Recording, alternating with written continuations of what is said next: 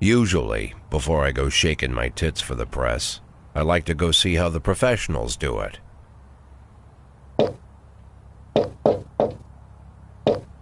Some might say the chief of police has no business in an institution like this, but in fact it's the quietest and safest place in town.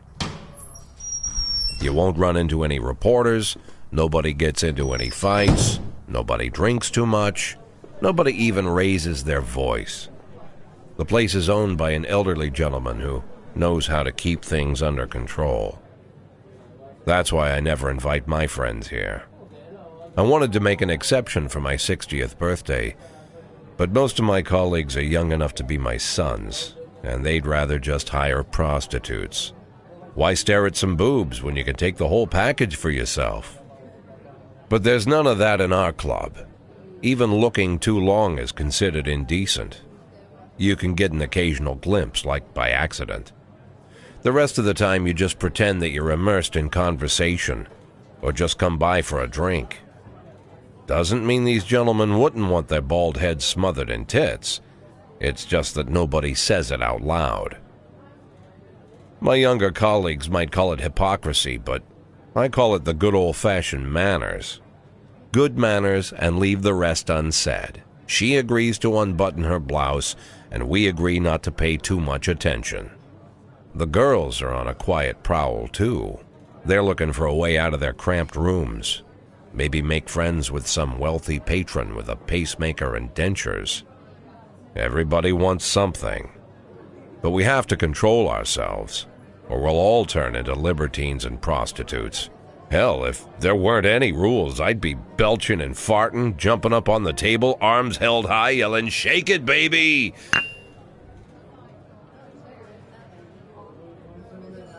No idea how I got so barbaric.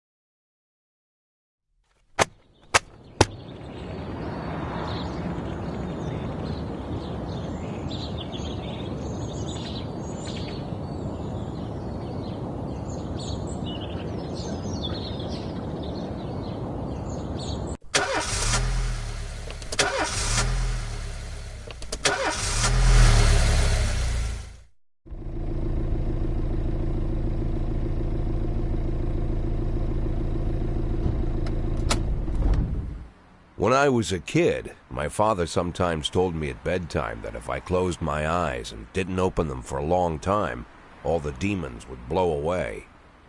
Yesterday I turned 60, but I still take his advice. Not because I'm sentimental or want to keep the memory of my father alive. I just can't think of a better solution. To get away from all the demons that haunt Freeburg, I'd need to wear a blindfold 24/7. Plus, it's a good idea to act blind when talking to reporters. At least that's what my colleagues say. They're afraid of press conferences. But for me, it's more like a confessional. No matter what lies you tell, you're privately thinking the honest answers. It helps me remember who I am. The fact that I'll be reading all about it in the papers tomorrow is a small price to pay. Call it penance for the preacher.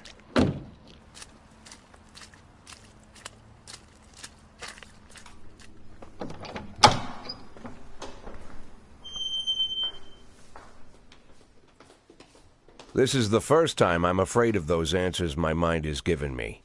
Not because I'm mad I'm losing my job. Though it's true, I'm mad as hell. Not because I subconsciously blame everyone else. Though I damn sure do blame them. And don't even ask me what my next move is. I can't imagine. But even that doesn't scare me. The worst thing is, I know I'm gonna have to do something. And I'll be damned if I know how far I'll go. I may have a lot of vices, but predictability isn't one of them.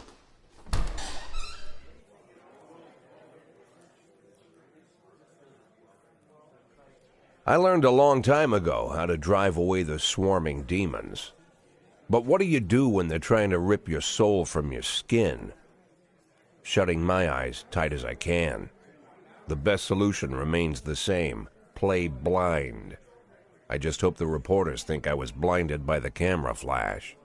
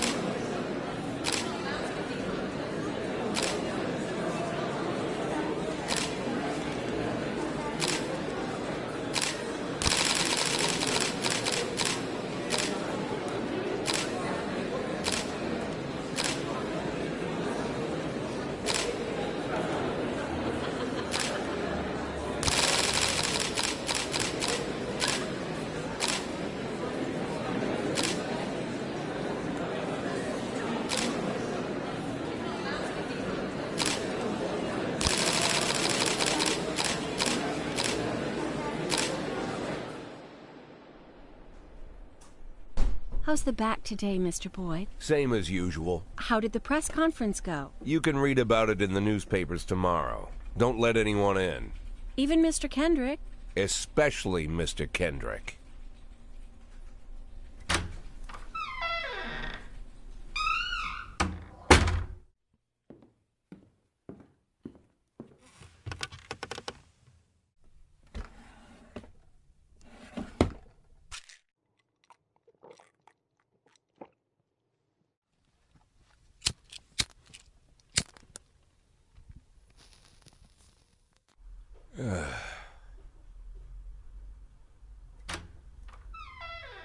As soon as I heard the door creak, I knew what face I'd see.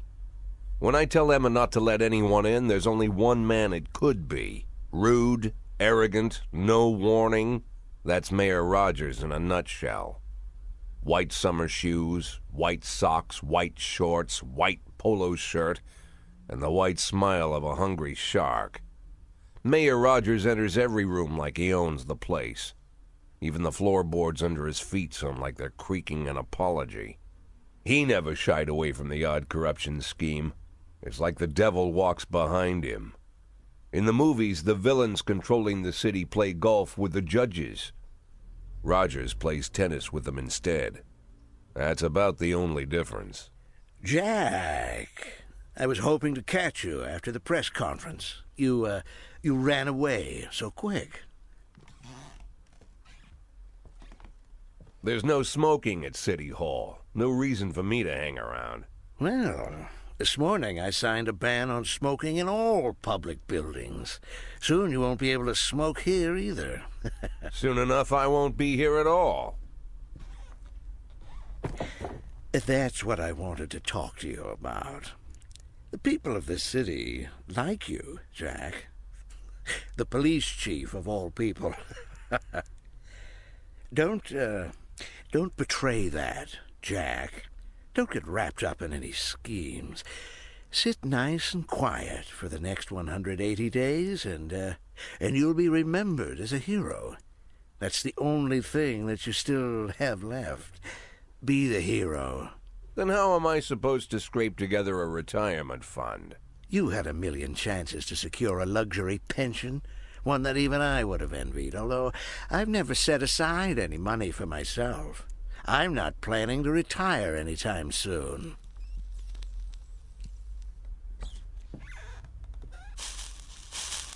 "180 days of quiet, Jack.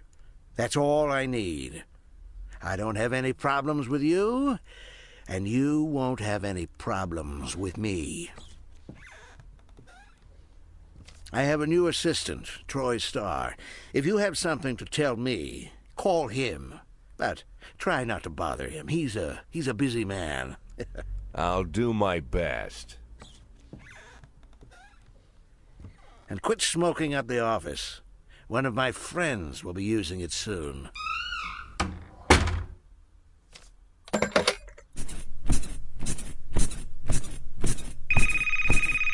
Oh, I'm sorry, babe. Only the mayor has this number. Mr. Mayor? Yeah, is this Troy Starr? Yes?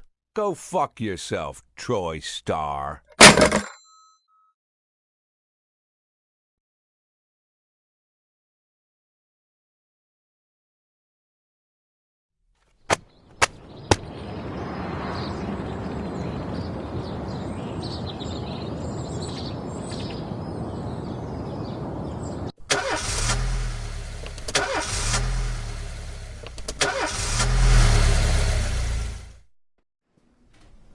Cops don't use the police station cafeteria anymore. There's some kind of stigma against sitting shoulder to shoulder with your partners.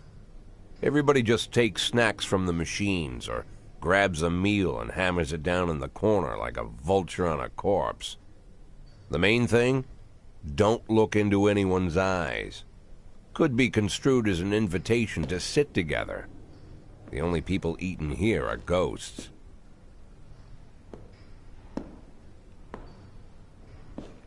My deputy, Francis Kendrick. He recently became one of those ghosts. The subject of one of the most devastating corruption scandals in the history of Freeburg. No evidence to support the accusations, but everyone knows Kendrick's days are numbered. I need that file I asked for. Needs to be ready tonight. Francis didn't say anything, but I understood.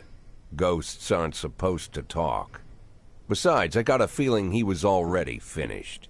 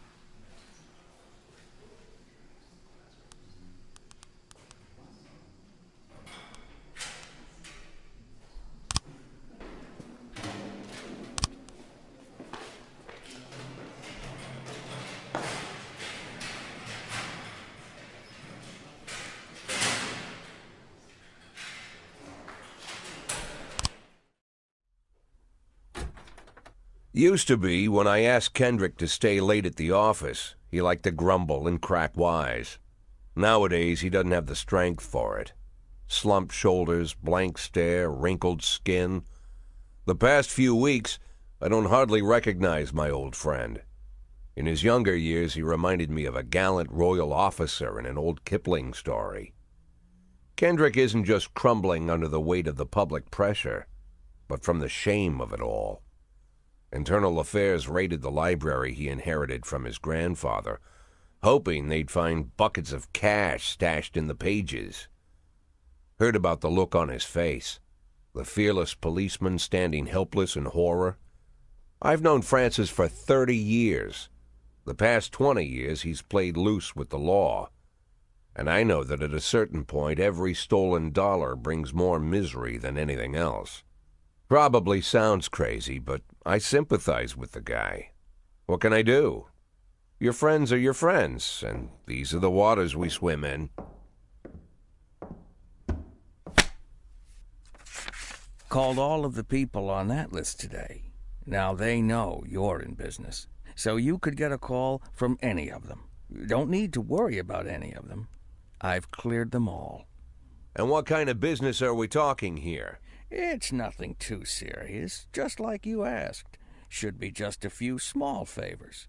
Payments will vary depending on the situation and who you're dealing with.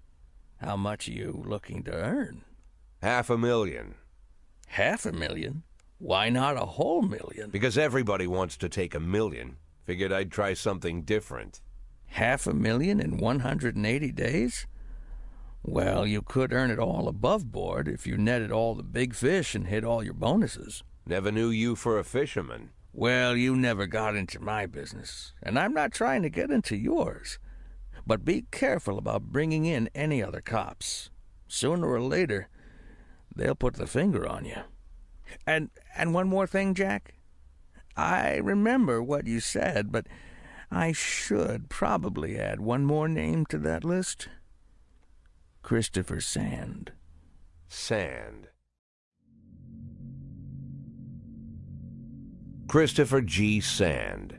Everyone knows the name, but few could tell you who he is. The old man stays away from the spotlight. Always wears old-fashioned jeans and knitted sweaters. Gives to charity. Rarely attends social events. An avid hunter, I hear.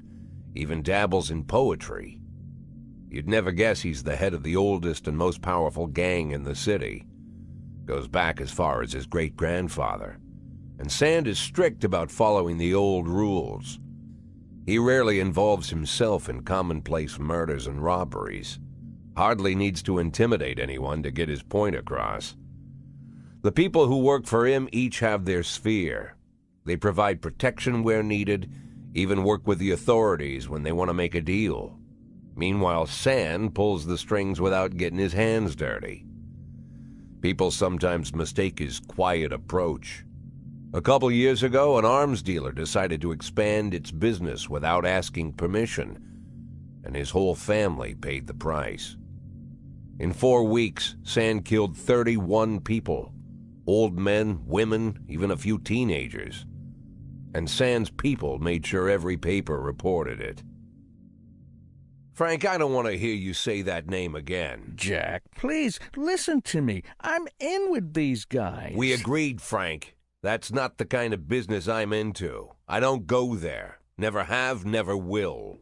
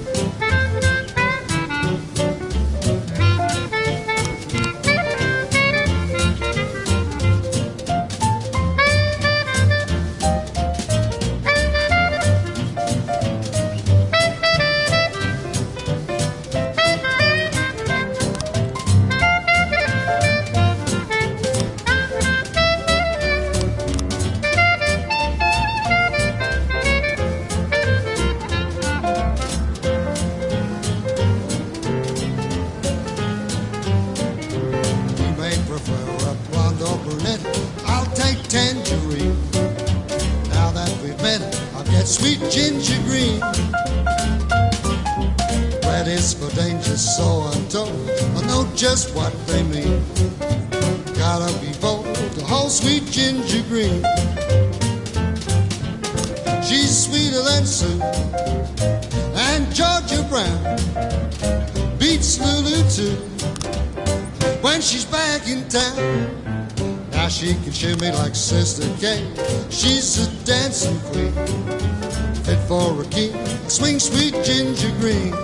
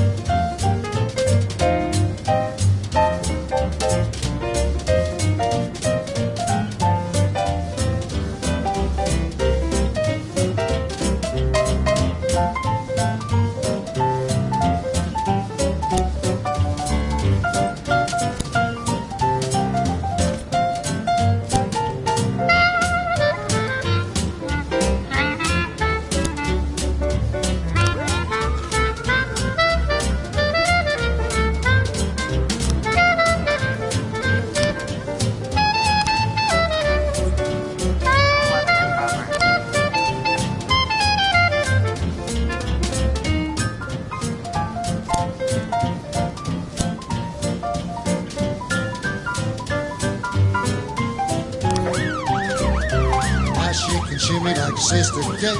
She's just a dancing queen, fit for a king. Swing sweet ginger green.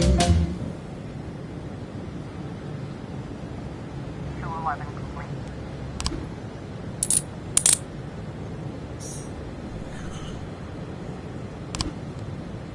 1210 in progress.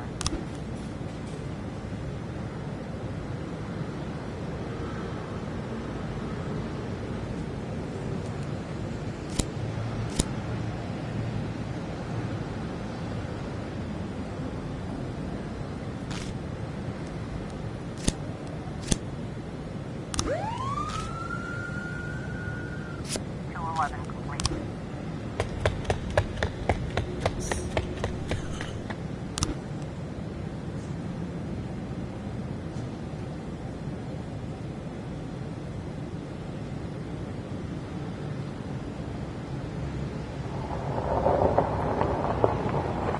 1210 complete.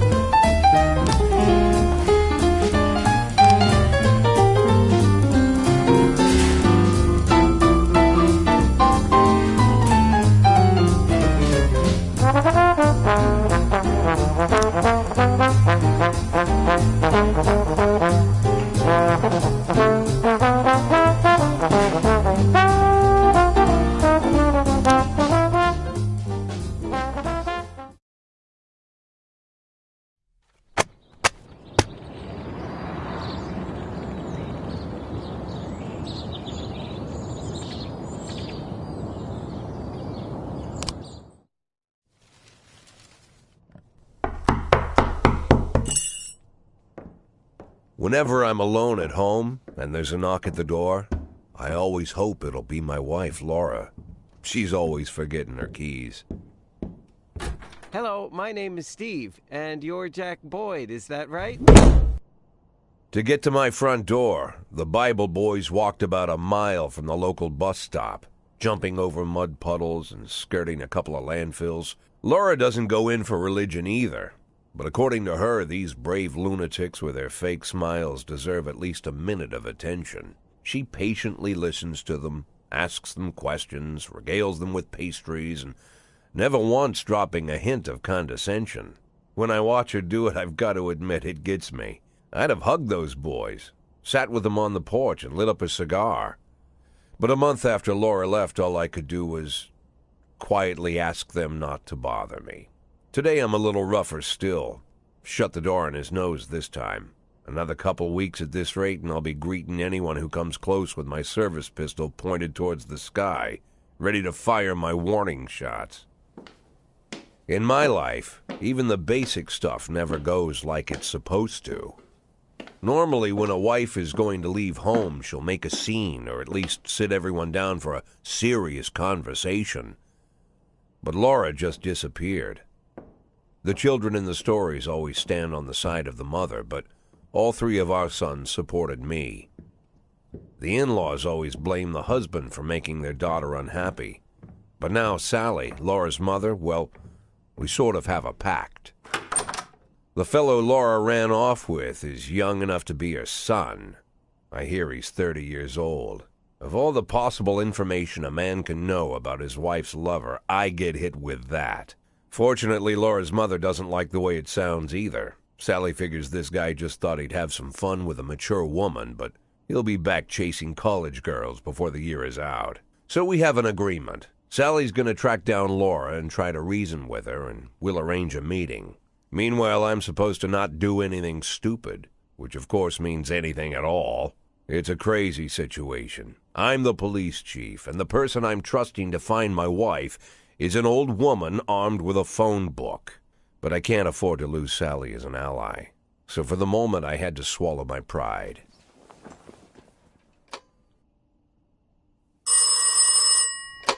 Hello. Mrs. Markham, this is Boyd. Oh, is there any news? That's what I wanted to ask you. Have you found anything? An address, phone number? Have you spoken to her? Don't worry, Jack. I've narrowed the range to 2 suspects, or whatever you like to say at your police building. At my police building, we find people faster than a funny old woman chirping on the phone with my wife's girlfriends. Oh, you're an old man, Jack. Come to your senses. They'd give us straight odds on the street. But I've got more energy, Jack. Maybe you think I'm a foolish old woman, but I go to my book club, argue with the girls about Byron, and it gives me energy. I talk to my dogs, and it gives me energy. And you have nothing, Jack. You don't even have a hobby. You got no passion. It's why Laura left you. Let's not go back into that, Sally. Find my wife, and we can discuss my hobbies later. I'm waiting for your call, and my patience is running thin. Laura, if you've stopped loving me, I'll let you go. I can't expect the impossible from you. Just don't let me die out here, okay?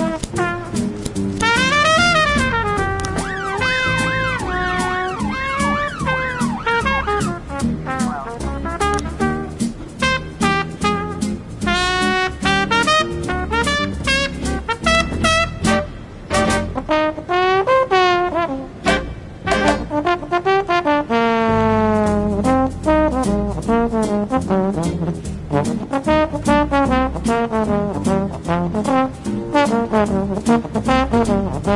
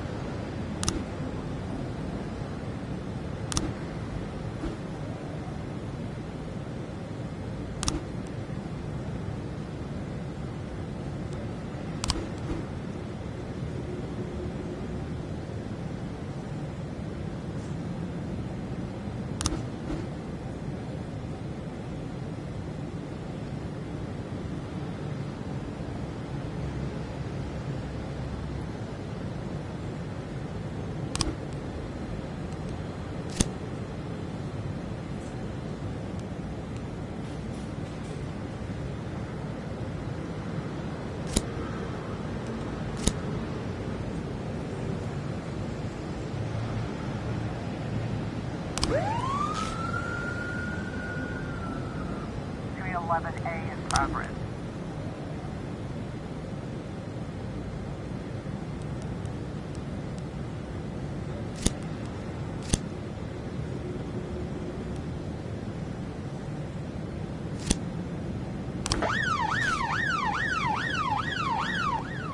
A in progress.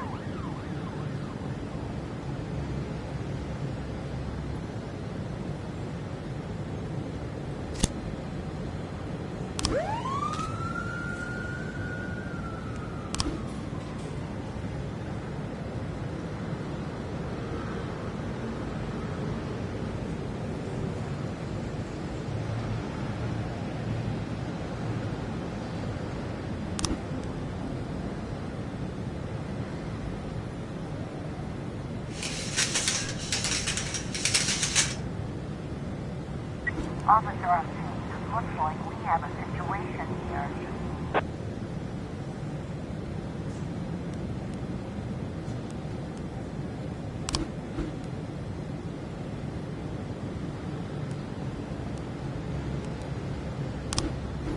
311A complete.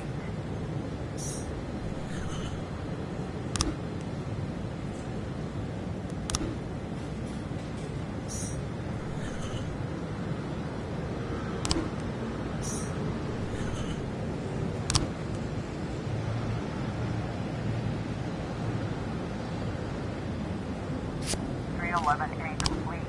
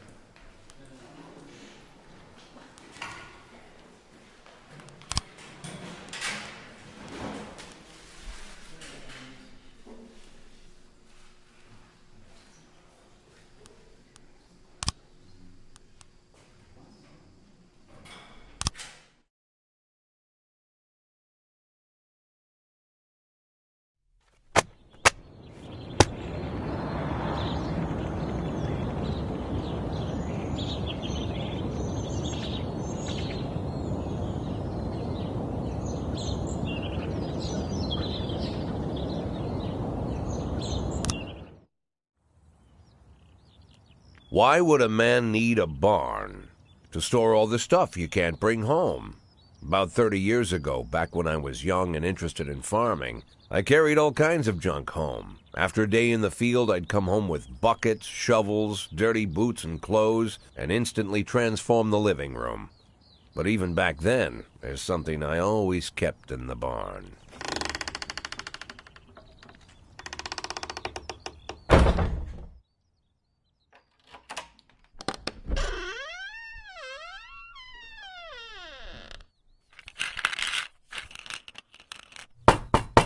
I stopped keeping my pills inside the house because every time I was about to take a triple, someone would knock on my bedroom door. Now they're knocking on my barn door. Well, fine. It's not every day that someone comes to visit your barn. In all the years we worked together, Kendrick never came to visit the house. We drank at bars, went fishing, went to the mountains, even chased off some poachers one time. But he never came for dinner with the family. We never watched football over here. And now he's brought his friends to visit my barn. I always try to look unsurprised, like it's an everyday thing to get visitors at the old barn, especially guests with their own personal bodyguards. But Kendrick is sharp enough to see he's caught me with my pants on backwards. Sorry for the surprise, Jack. We saw you from the car. Figured we'd find you in here. I'm going in for a minute, fellas. These guys will wait outside.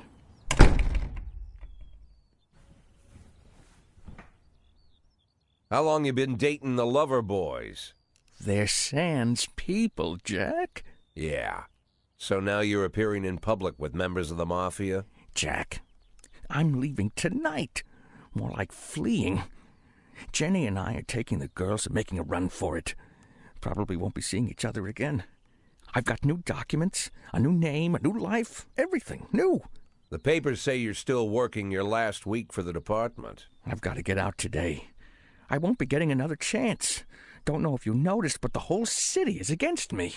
You told your Mafia friends about your plans. Jackie, if I don't fix everything with them in the next few hours, they're going to kill me. And not just me. My family, my relatives, God, Jack, I don't know who else. They found out that I was planning to run, and they demanded that we close our contract today. Your contract, Frank? Really? Is that how you talk now? Maybe you should call in the lawyers to straighten all this out. Now is not the time, Jack, please. I have a commitment to them until the end of the year.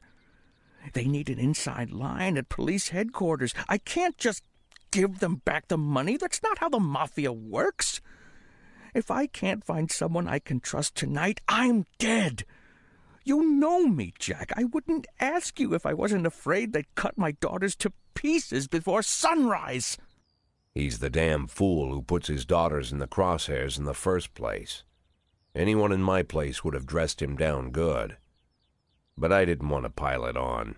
Fate's already got this guy's soul in the grinder.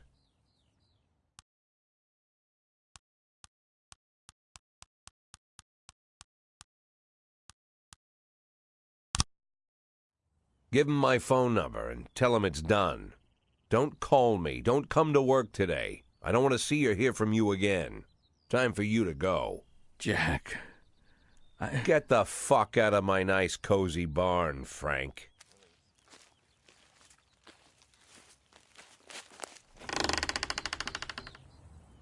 At the time, I was trying not to think about what just happened. It was almost too much to take in.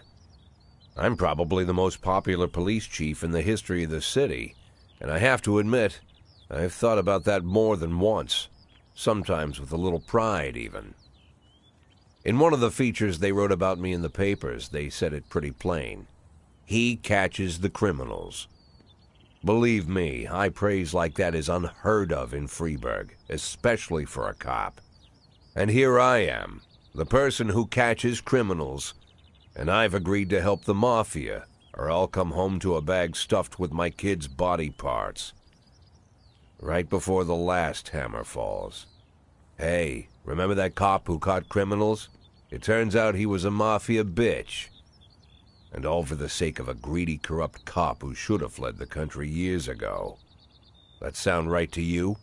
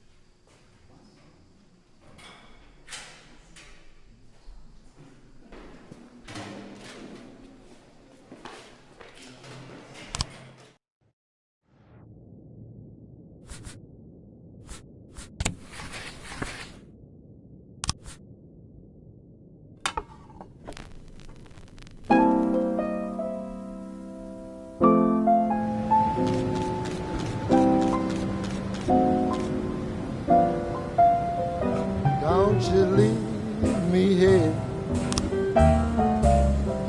Don't you leave me here. If you must go, sweet mama, please leave a dime for beer. Rooster crow and a hen ran around. She said, if you want my fricassee, you'll have to run me down.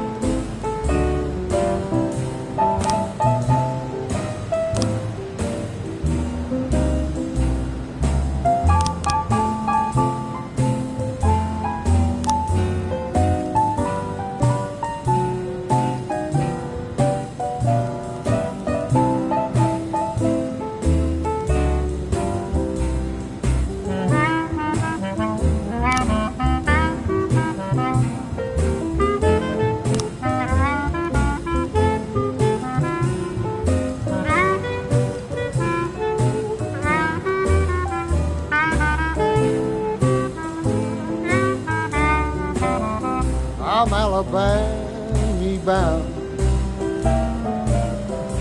Alabama bound. I followed you round from town to town. I'm Alabama bound. Don't you leave me here.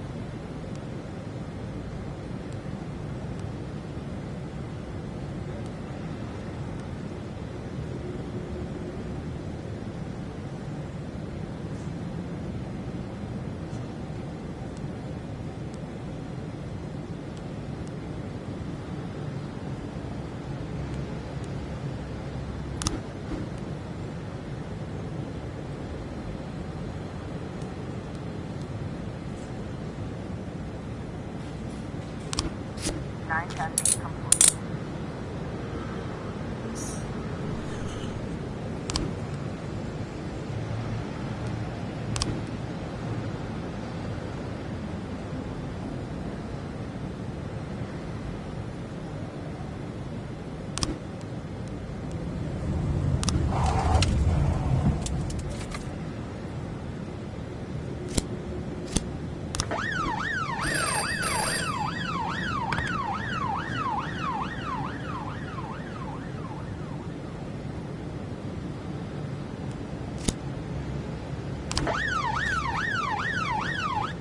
A complete.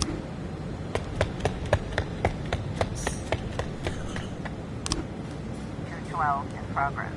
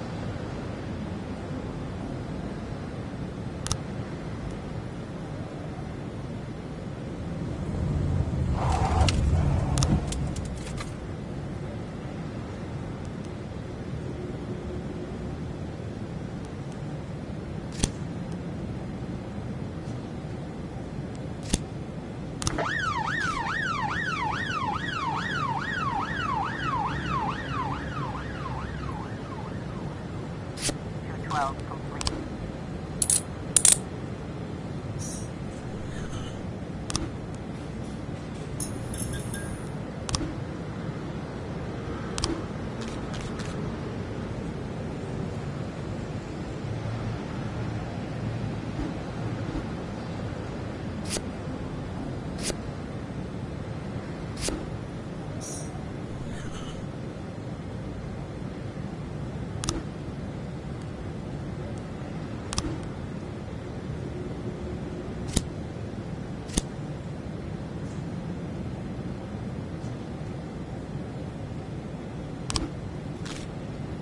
In progress.